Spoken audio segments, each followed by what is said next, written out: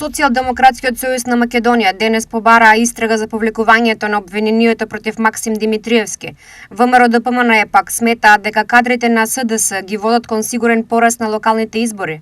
Со остра реакција на, како што велат, скандалозниот чин на Комановското јавно обвинителство, кое само 5 дена пред завршните зборови во судска постапка, без никакво објаснување, повлекло обвинение против градоначалникот Максим Димитриевски, денес се обратија од СДСМ. Кој притискал, договарал и овозможил оваа фарса? Кој го штити Димитриевски и зошто? Ова е класичен пример за неправда. Ова е прикривање на одговорност.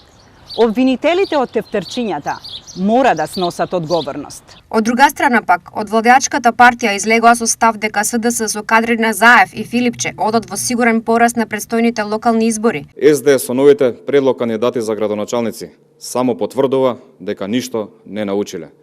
Наместо нови и вредни луѓе, тие повторно нудат истрошени фигури, проверени послушници на Заев и Филипче.